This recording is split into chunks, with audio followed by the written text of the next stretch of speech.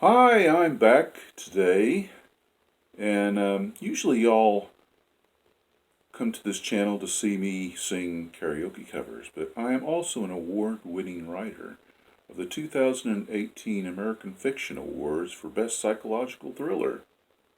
That's right, The Disassembled Man by Dalton Jennings. That's right. And today I thought I'd like to read the first chapter to y'all and see if y'all enjoy it and want to go out and buy my book. It's not sold that many copies. And an award-winning, and a novel that won an award should have an audience, I would think. And I don't know why I didn't do this video earlier, in 2018. I don't know, maybe I'm just not that smart when it comes to marketing. But this is what it's about. It's the 2018 winner of the American Fiction Awards for Best Psychological Thriller, as I said. Thus begins Dalton. Okay, let's start. Common sense tells us that everyone experiences moments in time when they feel as if their life is falling apart. Thus begins J. Dalton Jennings' darkly comic thriller set in New York City. Nick Ashford, a successful hedge fund manager, owns an exclusive Park Avenue apartment, has a beautiful wife, and thinks the world is his oyster. That is, until his identity is stolen, and a stranger takes over his life. With his very existence shredded, Nick learns he is a hunted man, a man gone missing, a man with a different name. Convinced he is the victim of an elaborate hoax meant to punish him for past sins, Nick wanders the city in the middle of winter, with little food or rest. Enduring terrifying encounters, he gains help from an unlikely cast of characters, including an eccentric computer hacker, and is catapulted into a world of intense digital intrigue, hairbreadth escapes, cold-blooded murder, and the bizarre world of cosplay. An exhilarating novel, The Disassembled Man explores the human capacity for personal growth, the nature of identity, the intimate place technology holds in our daily lives, and takes the reader on a journey like no other. So here we go. Let us start this novel. Chapter 1. Common sense tells us that everyone experiences moments in time when they feel as if their life is falling apart. Even so, it's hard to imagine a life being totally disassembled. But that's exactly what happened to me. Some might see my downfall as a good thing, and in many respects I would agree, for I have never been mistaken for an altruistic man. In fact, most people, including my wife and family, would describe me as a self-serving a-hole, until quite recently. My name is Nick Ashford. I'm a 36-year-old hedge fund manager with thick, dark brown hair, blue eyes with a hint of violet in the right lighting. I stand 5'11" tall, have an aquiline nose, dimpled cheeks, and a ruggedly handsome chin which looks as though Michelangelo chiseled it from marble. And if a man is judged by the response they receive from women, I'm a hell of a good-looking guy. I have a wife named Vivian, who is 3 years younger than me. She is a socialite who serves on the board of several charities, none of which she gives two shits about. Is 5'8" inches tall, is beautiful, has strawberry blonde hair, emerald green eyes, a button nose, courtesy of the best plastic surgeon in New York City, a heart-shaped face, and she was cheated on quite regularly by yours truly. Right about now, I'm sure you're asking yourself, why on earth would I spend another minute reading anything written by this schmuck? For one thing, I lost everything. My wife, my home, my livelihood, all of which triggered an incredible chain of events that will never be recorded in the history books. Along with that, I went from being a total D-bag to being, well, much less of a D-bag, and I like to think a reasonably reputable human being. Given a chance, the story of my tragic fall and eventual rise may bring hope to those who think redemption is unattainable. At least that's what I keep telling myself. After all, even Darth Vader was redeemed, right? On that note, I won't waste your time recounting the hardships I suffered during my misspent youth. Okay, my childhood was rather idyllic. My parents were not abusive. However, they were inattentive and never expressed their love either verbally or with hugs. They did, however, supply me with a first-class education, starting with York, a prestigious prep school, followed by 6 more party-filled years at Princeton. I studied business and economics, what else? And for the last 9 years I worked as a manager for Coolidge and Klein, the most successful hedge fund group in the entire Northeast. 5 years ago I met and married my wife. You might have heard of her father, Nehemiah Hollister, former 2-term U.S. Senator, who narrowly lost his seat after being primaried by the defunct Tea Party for not being conservative enough. He now runs a powerful lobbying firm located in Washington, D.C. If his august name fails to ring a bell, I'm sure you've heard of Vivian's uncle, Jeremiah Hollister, founder and CEO of Dreamside Enterprises, the world's largest computer software app and video game company. After what happened to me, I'd be utterly shocked if you didn't know his name. Forgive me, I'm getting ahead of myself. It all started 2.5 weeks into the new year, as Vivian and I were leaving our apartment building on our way to a charity gala she sponsored. Though, come to think of it, it probably started a few hours earlier that afternoon as I left work for the day. I was heading toward the elevator and thought it strange that all the brokers were seated at their cubicles, their eyes glued to their desktop computer screens. They were normally a chatty bunch, but this afternoon they were strangely silent. As I passed Sharon Miles' cubicle, she glanced up with a dazed look in her eye, which gave me the opportunity to flash a wolfish grin. She'd been trying to get into my pants for well over a year, ever since being hired by the company, and had inquired about when we would be meeting after work for drinks virtually every day thereafter. She wasn't really my type, but it's always nice to keep one's options open. Therefore, I never discouraged her flirtations. This day, however, she looked at me blankly and said, "Can I help you?" "Not today," I said. "Have a good evening, Sharon." After hopping a cab to my penthouse apartment located on Park Avenue, near the Central Park Zoo, I perused a financial report while waiting for Cheryl, my taekwondo instructor and occasional mistress. For the next hour after her arrival, I proceeded to work up a hard sweat while training for my black belt. As she left, our private elevator slid open and out stepped Vivian, twin Neiman Marcus bags in hand. She gave Cheryl the stink eye before flitting down the hall to our bedroom. Cheryl silently entered the elevator. With the doors closing behind her, I offered an apologetic shrug. Her only response was an eye roll before disappearing from view. Little did I know at the time, but that was the last I would see of her. Which is too bad, she was a damn good leg. I wondered at the time if Vivian would give me hell about training with Cheryl, as she was wont to do. But when I entered our bedroom, she was ensconced in her walk-in closet, enjoying her new clothes. I hurriedly threw off my sweat-soaked training outfit and headed straight for the shower. Naturally, I used only the most expensive soaps, shampoos, and conditioners. None of that crap they sell in the big box stores. 45 minutes later, I was standing in front of our large, oval, freestanding mahogany-framed mirror, adjusting my bow tie, waiting impatiently for Vivian to finish getting dressed. "Babe, if we don't hurry, we'll not only be fashionably be late, we'll actually be late." "2 more minutes," she trilled, sounding uncharacteristically upbeat. 7 minutes later, she stepped out of her spacious closet, which also doubled as a change room, and twirled for my inspection. She was decked out in a pale blue floor-length, off-the-shoulder Vera Wang evening gown, with her favorite set of double-string pearls looped around her neck. She looked spectacular, and for a brief moment I considered bending her over the bed for a quickie. However, knowing how much she despised spontaneity in regard to lovemaking, that idea lasted an entire 3 seconds on the shore of my imagination. "You're going to catch a chill if you don't wear a wrap," I suggested.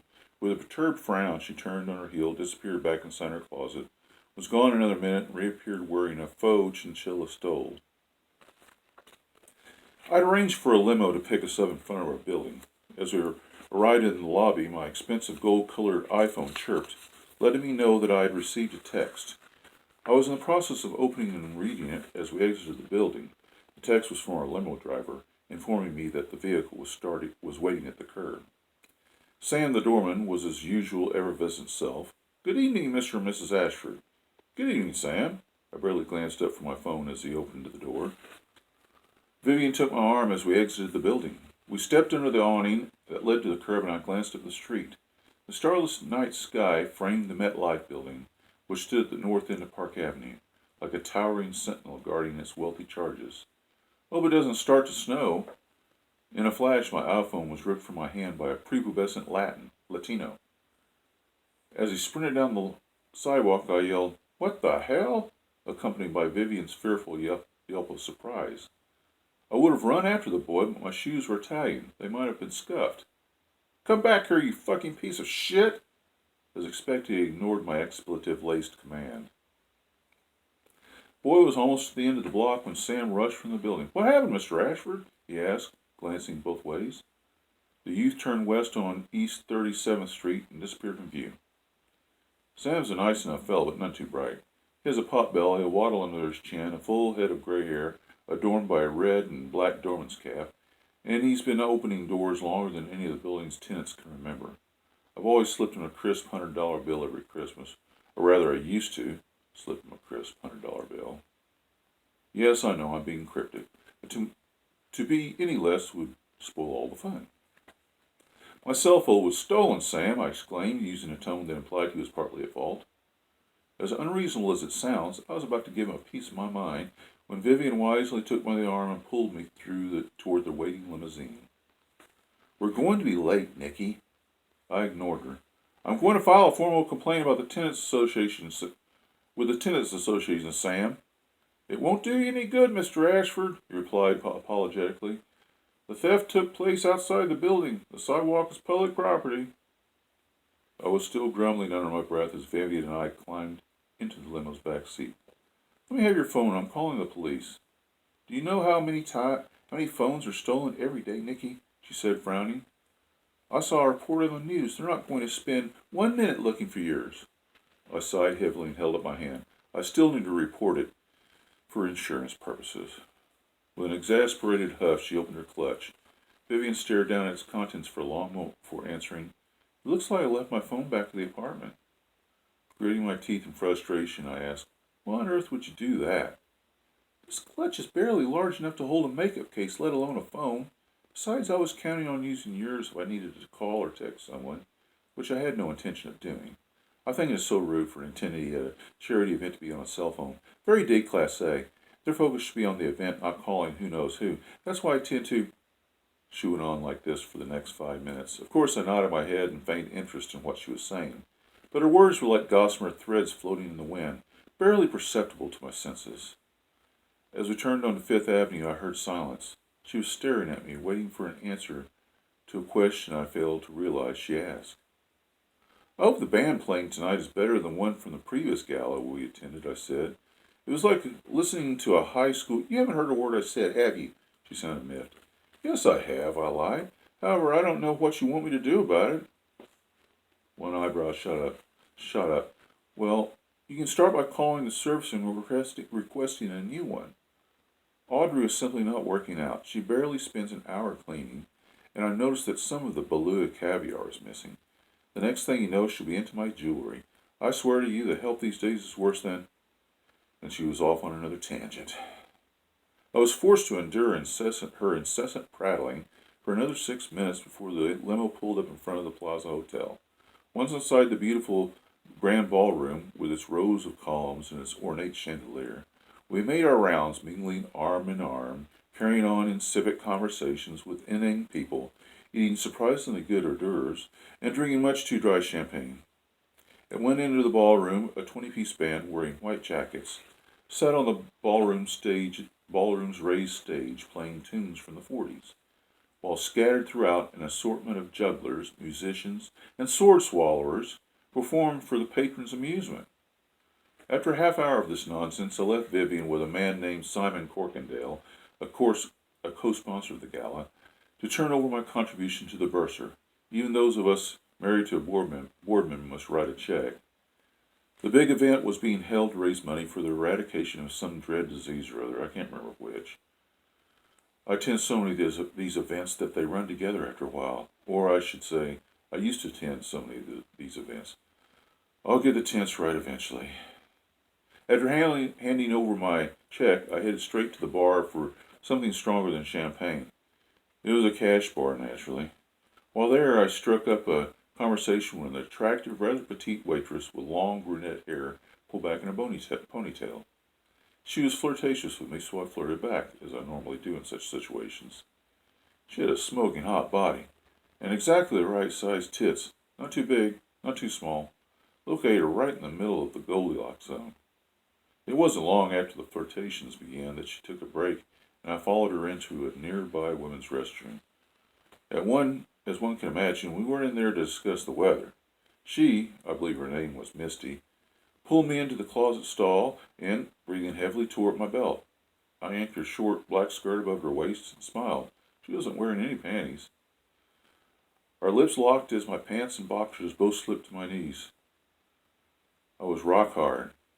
I lifted her against the wall of the stall and her legs wrapped around my waist. She moaned. I moaned. There was thrusting and pounding and more moaning. Then it was over. While she adjusted her skirt, I pulled up my pants and left the stall, saying, I'd like to do this again sometime, only under better circumstances. I'll be able to concentrate on your pleasure. She exited the stall and stood in front of the mirror, checking her lipstick. Oh, I'm pleased enough, but if you want, we can get together after the shindig is over and go for a second round. Maybe a third, if you're up for it. With her back to me, I gazed down at her tight round ass, remembering the excitement of the previous few minutes.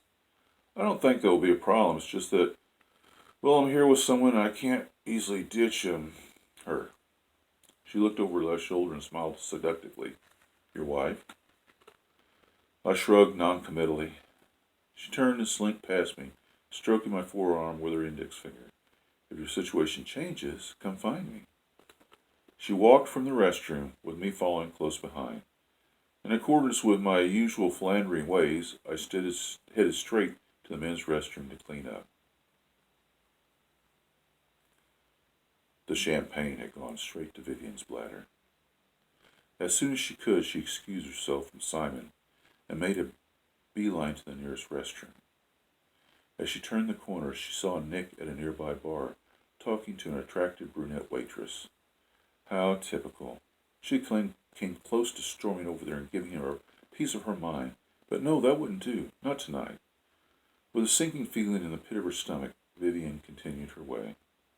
She finished urinating and was reaching for the tissue dispenser when the restroom door opened. What sounded like shuffling footsteps quickly moved across the tile floor and entered the stall next to hers. Why had two people entered the same? Then she understood. There was heavy breathing and low furtive comments, the sound of a belt being undone and a zipper being slid down, the rustle of clothes, then the grunting and groaning. It was all so very exciting, so terribly scandalous. Vivian absolutely loved it. Carefully tearing off a piece of toilet paper, she quietly wiped herself. The moment she touched herself, Vivian felt a delicious quiver in her stomach, much different than the feeling she had upon seeing Nick with that awful woman. Tissue fluttered down into the toilet water, but her fingers stayed between her legs. She slowly rubbed her rapidly glistening clitoris, while reveling in the sounds of strangers having sex mere feet away. When she heard the man's guttural release, she came close to climaxing herself, but she held back, barely, biting her lip in the process. She stopped rubbing herself, teetering on the edge, waiting for the two to leave so she'd pick up the pace and finish what she started. Then came the voices talking so casually about doing it again. She wanted to throw up. The man's voice was instantly recognizable. It belonged to Nick. Her Nick. Oh, God. As Vivian's eyes filled with tears, her hands slid out from between her legs. Vivian sat on the toilet for a full minute after hearing the door close behind Nick and that woman. She hugged her sides, feeling a horrible, tearing pain at her soul, one that was at sharp contrast to the delight she felt only moments earlier. Her soul-shattering agony only served to reinforce the final decision she'd made the previous day. Pulling up her panties and exiting the hall, Vivian brusquely wiped a tear from her cheek. Standing shakily in front of the restroom mirror, she opened her small silver clutch and removed her phone, the same phone she led Nick to believe was left back at her apartment. Vivian found the number she wanted to dial, held the phone up to her ear, and waited. A familiar voice answered after 3 rings. "Are you still at the gala?" "Yes," she said in a faltering voice. "What did you think of the video?" "I must have missed it," she replied. "God, I hate Nick so much. Did I screw up, or is there another way for you to—" "Hold on, sweetheart. I'm sending the video to you now." For the next 30 seconds, she stared blankly at the small, flickering screen. When the call ended and her phone finally displayed its normal series of apps, a smile returned to her lips.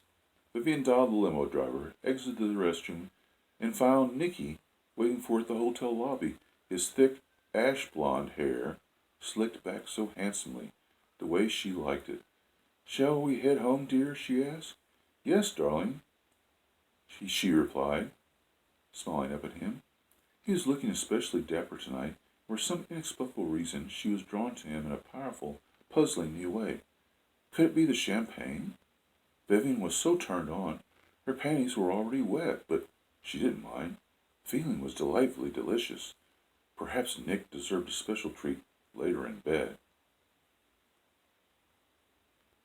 After a thorough cleanse, I strolled around the ballroom searching for Vivian, but was unable to find her. Many of the patrons were still abuzz about the video broadcast from Seattle that took place during my tryst in the restroom. Vivian's uncle was one of the charity's main benefactors. Pressing business concerns had forced him to skip the event, so he sent a message played on a huge screen on the south wall which stressed the importance of the benefit gala while urging the attendees to reach deep into their pockets. I encountered Simon Corkindale near the juggler station and asked if he'd seen Vivian. He gave me a strange look before answering, "I believe I saw her leaving." "She was leaving? Why would she leave without me?" After looking me up and down, he sniffed derisively before turning to watch the juggler. Simon's behavior was unnecessarily discourteous, but I was not about to cause a scene. Leaving the ballroom, I proceeded to the front lobby with the thought that Vivian had stepped outside for a smoke. She had a habit of doing so when one of these functions bored her, as they often did. Upon exiting the hotel and looking around, I saw 2 women and 1 man standing off by themselves puffing cigarettes beside a green ash can. Vivian was not among them. A limo was pulling away from the curb, but the vehicle's tinted glass made it impossible to determine if my wife was a passenger. I re-entered the hotel and approached the front desk. "May I borrow your phone?" I asked the desk clerk. "I need to call my limo service." "Are you a guest of the hotel, sir?" she asked. "No, I'm attending tonight's charity gala." Judging by the tuxedo I was wearing, I wasn't some vagrant off the street, so she handed me the phone and I placed the call. "Yes, this is Mr. Nicholas Ashford. Would you contact my driver and have him—" "Your limousine already left, Mr. Ashford," the dispatcher said. "I was under the impression that you and your wife were both headed home for the evening." "I guess my wife left the gala without me. Do you need us to send another vehicle to your location?" I thought of Misty and her generous sexual invitation. "Not at the moment. I'll let you know if I do." Returning to the ballroom, I found Misty near the stage holding a silver tray containing flutes of champagne. She was serving an elderly gentleman whom I knew from 2 other such events. "Good evening, Mr. and Mrs. Waterford.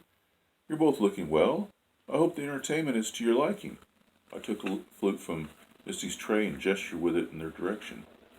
"I'm sorry, young man, do we know you?" Marilyn Waterford eyed me questioningly while taking a sip of champagne. I found her memory lapse rather odd, but she was elderly after all. Yes, my name is Nick Ashford, Vivian's husband. We've met before." "Have you dyed your hair, dear? I seem to remember it being a much lighter color than it is right now." "No, I've always had dark brown hair. I get it from my mother, who's Greek." Both of them looked at me suspiciously. Misty was heading toward another couple who waved her over. "If you'll excuse me, I'd like to ask the young lady if she knows what brand of champagne this is." Not waiting for a response, I turned, caught up with Misty and whispered, "I'll be waiting at the bar." A few minutes later, she arrived at the bar with an empty tray. I said, "It just so happens that the remainder of my evening is free. When do you get off?" She gave me a sultry sidelong glance and quickened my desire. "In 35 minutes. I'll meet you in the lobby." The next half hour dragged like rush hour traffic. I engaged in conversation with various groups of individuals, but I was unable to devote my full attention to the effort. My mind was unduly occupied by the recent memory of Misty's silken thighs wrapped around my hips and the persistent imaginings of what her nipples would feel like on my tongue. Finally, after waging a mental struggle to prevent an embarrassing erection, while at the same time attempting to avoid a reasonably attractive blonde who kept acting way too familiar with me, I left the gala and found a comfortable chair in the lobby. I was in the process of reading a newspaper article about the Commerce Secretary's relentless call for a crackdown on ultra-violent video games when Misty walked up, pushed down the top of the paper, and asked if I was ready to leave. I was more than ready. We took a cab back to her place, a small apartment in Queens. When we arrived, I reached in my back pocket to pay for the cab and found that my wallet was missing. Shit! What's wrong, Nick? I explored my inside coat pocket, but it too was empty. I've misplaced my wallet. I gulped. Nothing slams the damper on a woman's desire like a man who can't pay his way. Amazingly, she was undeterred by this news. "It probably slipped out of your pocket when we were in the restroom," she said, reaching into her purse. "I'll check the hotel's lost and found when I return to work tomorrow afternoon. You can pay me back later." She handed the cabbie a 20 and told him to keep the change. Noticing an unrestrained smirk on the cab driver's face, I nearly made a cutting remark, but let the matter slide. Why spoil the mood further? The next 2 hours were spent in a twin bed, in a small bedroom, in a cramped apartment. But I didn't care. I was in sexual heaven. She was into everything I wanted to try. At one point, she even pulled out a pair of pink fuzzy handcuffs from her nightstand. To make matters clear, they were for her, not for me. Well after 2 in the morning, I took an exhausted shower, got dressed, and asked her to call me a cab. I planned to sneak into my apartment and sleep on the couch. 10 minutes later, she turned from her bedroom window and told me the cab was waiting at the curb. "I suppose you need more money for the ride home?" she languidly asked. "If you don't mind," I replied, feeling like a putz. She dipped into her purse and pulled out a prepaid debit card. "My stepdad sent this to me last month for my birthday. It still has $30 on it." Slipping the card into my shirt pocket, she took me by the hand and guided me from the bedroom. "I'll see you tomorrow." With that, she kissed me goodnight and opened the door. Misty locked the door behind Nick and returned to her bedroom. Opening her purse, she removed an expensive black wallet and took out the $82 it contained. She thought there would be more. The blonde, 23-year-old part-time waitress and sometime prostitute, strolled through her apartment to the kitchen, gazing sadly at the driver's license picture of Nick Ashford. She then tossed his wallet inside the trash compactor. Reaching toward the ceiling, Misty stretched her lithe, barely clothed body, feeling rather pleased with herself before crossing back to her bedroom, where she once again reached inside her purse. Removing her phone, she dialed the number she'd been provided. After 3 rings, a male voice answered, sounding oddly distorted. Misty answered his question. "Yes, it's done. When will the money be transferred to—" "Oh, great. I sure will." She stared down at the small flickering screen for nearly 30 seconds. Finally, her answer appeared, and she placed her phone back in her purse. Misty climbed into bed, wondering why she felt so relaxed, so satisfied. Been well over a week since your last John, and he hadn't been all that good in the sack. How weird. Your bed even had a wet spot. A brisk, midwinter breeze cut through the fabric of my tuxedo as I rushed from Misty's building and climbed in the back of the warm, pungent cab. After living in the city for most of my life, I've become accustomed to the stench of New York cabs. During the ride home, I must have nodded off. For the next thing I knew, the cab driver was growling, "Hey, buddy, wake up. This cab ain't no Holiday Inn." I handed him the debit card, told him to hold out 30% tip, and was soon standing on the curb outside my apartment building. Sam's shift was long over, but I was friendly with Jake, the night shift doorman. I didn't expect any trouble. The glass door was locked, so I gave it a few sharp raps. Jake, a 20-something Korean man who, because of the hour, wasn't required to wear the red and black uniform, appeared at the door, rubbing his eyes. He pressed a button beside the door, bringing the outside speaker to life. "May I help you, sir?" "Yeah, Jake, you can let me in." I was shivering from the cold. "Do I know you, sir?" He was studying me closely, bewilderment on his face. "Excuse me?" "Only residents or guests of residents are allowed in the building, sir." "God damn it, Jake, quit fucking around. It's freezing out here." The young man frowned. "Please identify yourself, sir." My irritation was growing with each brisk lick of midwinter breeze. What was his problem? He'd opened the door for me plenty of times before. "Are you serious? It's me, Nick Ashford. I live in the penthouse apartment." Jake pulled out his cell phone. "If you don't leave now, sir, I won't hesitate to call the police. You can't fool me. I know Mr. Ashford, and you are not Mr. Ashford." Thus ends the first chapter of my book, The Disassembled Man, my award-winning book, The Disassembled Man. And if that were in the least bit interest to you and to why nobody recognized him anymore, then please go purchase my book on Amazon. It's still available, probably at discount prices, and there's an audiobook and everything. And thank you for stopping by and listening to this. Hopefully it piqued your interest. And if it did, I appreciate you purchasing a copy. And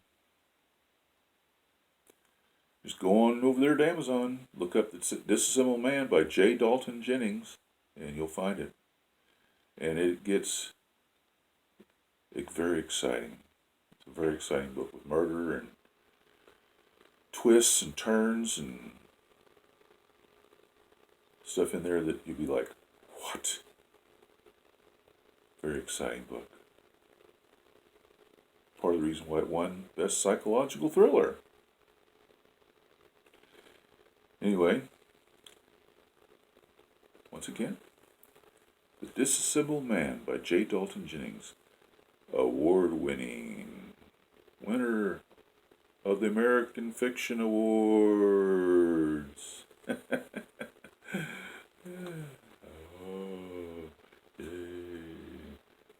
By New Haven Publishing. Anyway, thanks again for stopping by, and have a great day. With love and peace.